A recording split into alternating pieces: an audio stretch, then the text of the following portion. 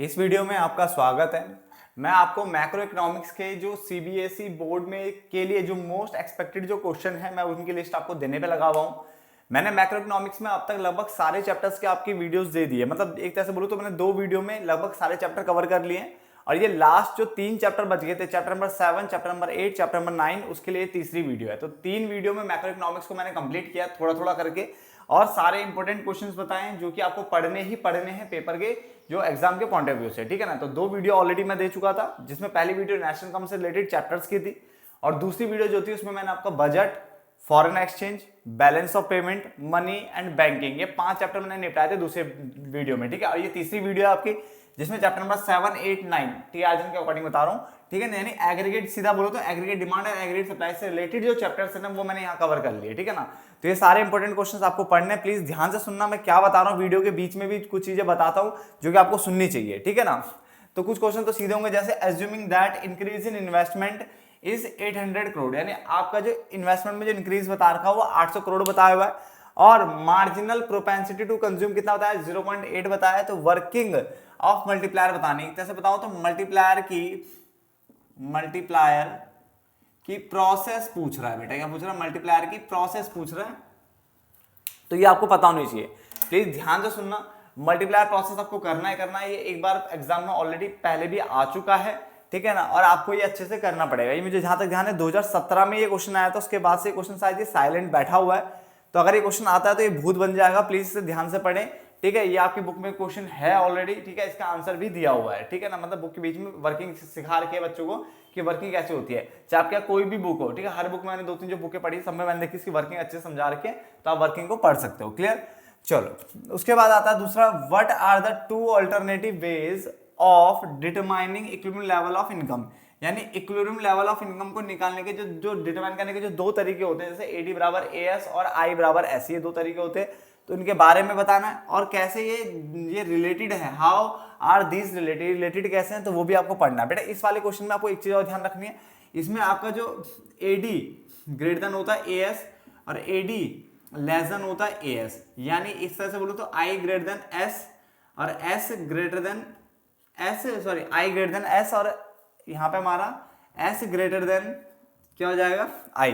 तो ये जो कॉन्सेप्ट है कि हमारा जो प्लान्ड सेविंग है वो प्लान्ड इन्वेस्टमेंट से ज्यादा है, प्लान्ड इन्वेस्टमेंट जो है ज्यादा है प्लान्ड सेविंग से, इस टाइप की जो क्वेश्चंस आते हैं, एक्सेंटे सेविंग ज्यादा है, इस टाइप आता है ना क्वेश्चन कि एक्सेंटे सेविंग जो है ज्यादा है एक्सेंटे इन्वेस्टमेंट से। तो ये क्वेश्चन बेटा इसी के अंदर ही बनता है, ध्यान से देखना। क्या है, पहले मैंने बोला कि 2 तरीके क्या है determining equilibrium level of income, पहले तो आपको ये पता होना चाहिए AD बराबर AS और I बराबर S। मगर अगर AD ज्यादा हो जाए AS से या AS ज्यादा हो जाए AD से, या फिर I यानी इन्वेस्टमेंट है उसको आगे एक्सेंटे या प्लान लगा लो, तो ये ज्यादा है सेविंग से या फिर सेविंग ज्यादा है इन्वेस्टमेंट से, तो इससे रिलेटेड क्वेश्चन कई बार पेपर में आ चुका है, बहुत ज्यादा इंपॉर्टेंट बन जाता है अपने आप में।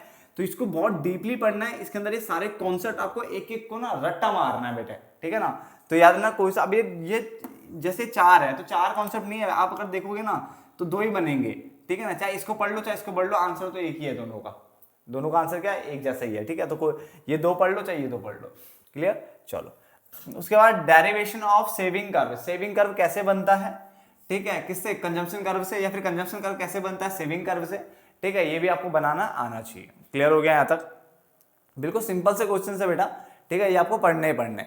उसके अलावा मोस्ट इंपोर्टेंट में एक क्वेश्चन देखो, एक तो ये है IMP मोस्ट इंपोर्टेंट में जाता है, ये एक जाता है मोस्ट इंपोर्टेंट में क्वेश्चन जाता है। एक्सेस डिमांड जिसके अंदर हम इन्फ्लेशनरी गैप की बात करते हैं, डेफिशिएंट डिमांड जिसमें हम डिफ्लेशनरी गैप की बात करते हैं, इनको अच्छे से पढ़ना है कि एक्सेस डिमांड और डेफिशिएंट डिमांड के बारे में पढ़ना है।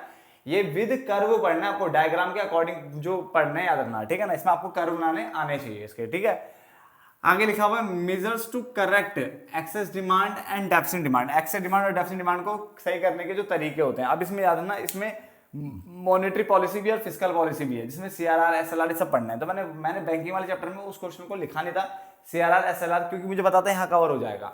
तो CRR SLR repo rate, reverse repo rate, ठीक है ना, ये मार्जिन रिक्वायरमेंट, मोरल सुएशन, और जो या फिर फिजिकल के भी जो पॉइंट्स होते हैं जैसे गवर्नमेंट एक्सपेंडिचर, टैक्स, ये जितने भी चीज पॉइंट्स है सारे के सारे पॉइंट्स, एक पॉइंट भी आपको नहीं छोड़ना, क्योंकि मैं बता दूं ये क्वेश्चन सीधे भी आ सकता है और एक सिर्फ पर्टिकुलर पॉइंट के ऊपर भी आ सकता है कि बताओ रिवर्स रेपो रेट किस तरह से कैसे हेल्प करेगा इसको करेक्ट करने में, एक्सेस डिमांड, डेफिसिट डिमांड, या फिर इकोनॉमी में पैसा ज्यादा है, मनी फ्लो ज्यादा है, मनी फ्लो कम है, उसको कैसे हैंडल करेगा। क्योंकि मनी फ्लो ज्यादा है यानी एक्सेस डिमांड की सिचुएशन, और मनी फ्लो कम है यानी डेफिसिट डिमांड की सिचुएशन, ठीक है ना। तो ये जो मनी वाला चैप्टर है उससे भी रिलेटेड हो जाता है चैप्टर, तो उसको अच्छे से पढ़ना है इस वाले क्वेश्चन को, ठीक है। दोबारा बोल रहा हूँ, SLR CRR जितने भी पॉइंट्स है उसमें, चाहे वो फिजिकल पॉलिसी के पॉइंट है चाहे वो मॉनेटरी पॉलिसी के पॉइंट है, आपको दोनों के पॉइंट्स अच्छे से पढ़ने हैं। फिजिकल में आपके 4 होते हैं, मॉनेटरी में आपके बहुत सारे पॉइंट्स है, ठीक है ना, जिसमें क्वांटिटेटिव और क्वालिटेटिव के अंदर पॉइंट्स पढ़ने पड़े, तो आपको बहुत अच्छे से रट्टा मारने, किसी भी पर्टिकुलर पॉइंट्स के ऊपर, किसी 2 पॉइंट्स के ऊपर या 1 पॉइंट के ऊपर क्वेश्चन आ सकता है, ठीक है ना, चाहे यहां से उठ के आए चाहे वहां से। अगर यहां से आएगा तो एक्सेस डिमांड या इन्फ्लेशनरी डिफ्लेशनरी गैप ऐसे नाम यूज होगा, ठीक है। उनको करेक्ट करने का तरीका बताओ रिवर्स रेपो रेट के अंतर्गत या किसी भी तरह से, ठीक है ना। और अगर वो बैंकिंग वाले चैप्टर से आया तो वहां पे बोलेगा मनी फ्लो इकोनॉमी में ज्यादा है, पैसा ज्यादा और रखा, तो बताओ किसको कैसे मतलब कंट्रोल करेंगे, यही कॉन्सेप्ट रहता है, ठीक है ना। चलो, तो एक्सेस डिमांड की जो सिचुएशन होती है जब पैसा ज्यादा होता है, मनी फ्लो ज्यादा होता है यहाँ पे, ठीक है। और डेफिसिट डिमांड में मनी फ्लो क्या होता है, कम होता है, इतना समझ जाओगे तो दोनों चैप्टर अपने आप ही लिंक हो जाएंगे आपस में, ठीक है ना। तो इसके पढ़ोगे तो अपने आप ही समझ जाना कि वहां पे आंसर सेम, वही आंसर वहां पे लिखना, वही आंसर यहाँ पे लिखना है, ठीक है ना। बस यहाँ पे नाम एक्सेस डिमांड होगा, वहां पे मनी फ्लो ज्यादा है, मनी फ्लो कम है, ऐसे यूज हो जाता है, clear. Give the meaning of under employment equilibrium क्या होता है और नेचुरल रेट ऑफ अनएम्प्लॉयमेंट क्या होता है। नेचुरल रेट ऑफ अनएम्प्लॉयमेंट क्या होता है ये आपको याद रखना है बेटा, ठीक है। डिफरेंस आपको पढ़ना है वॉलेंट्री और इनवॉलेंट्री। वैसे तो 4 यहाँ पे अनएम्प्लॉयमेंट के बारे में बताया गया है, बट आपको मेनली जो है 2 पे जरूर ध्यान देना है, बाकी आप चारों पढ़ो, अच्छी बात है, पढ़ना आपको सारा ही है, बट मेनली इन क्वेश्चनों पे ज्यादा ध्यान देना है। वॉलेंट्री और इनवॉलेंट्री अनएम्प्लॉयमेंट के बारे में आपको पढ़ना है। एक्जेंटे सेविंग और एक्जेंटे इन्वेस्टमेंट के बारे में आपको पता होना चाहिए। एक्जेंटे सेविंग और एक्जेंटे इन्वेस्टमेंट की डेफिनेशन कवर होनी चाहिए, क्योंकि ये कवर करोगे तो यहाँ भी थोड़ा और अच्छा निखर के आएगा क्वेश्चन, ठीक है ना।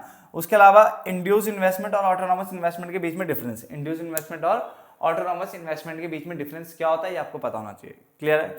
चलो, एक केन्स का जो बेसिक सा रूल है ना बेटा, केन्स के अकॉर्डिंग जो बेसिक सा रूल है, ठीक है, वो भी आपको पता होना चाहिए मेरे हिसाब से, ठीक है। बाकी अगर नहीं भी पता तो ऐसे कोई दिक्कत तो नहीं, बट मैं कह रहा हूँ कि मेरे लिए ना प्लीज आप उसको थोड़ा पढ़ लेना, केन्स का लॉ क्या कहता है, ठीक है ना। आप गूगल पे डालोगे, ठीक है, 2-4 लाइन में 5-6 लाइन में जो भी है उसका जो लॉ है लिखा हुआ आ जाएगा। जो भी उसने बोला था कि जैसे इनकम बढ़ती है तो कंजम्पशन भी बढ़ता है, पर सारी इनकम को कंजम्पशन में खर्च नहीं किया जाता, कुछ को बचा भी लिया जाता है जिसको हम सेविंग कहते हैं, इस टाइप का कुछ बोला था उन्होंने। तो ये चीज़ आपको थोड़ा सा ध्यान देनी है इस पर, ठीक है। बाकी आपको न्यूमेरिकल तो बेटा आते ही होंगे, ठीक है, न्यूमेरिकल की अच्छे से प्रैक्टिस करो। अब मैं मिलूंगा आपको इंडियन इकोनॉमी की बुक में, जिसमें मैं आपको इंपोर्टेंट क्वेश्चंस की लिस्ट दूंगा, क्लियर है। फटाफट नोट डाउन कर लो।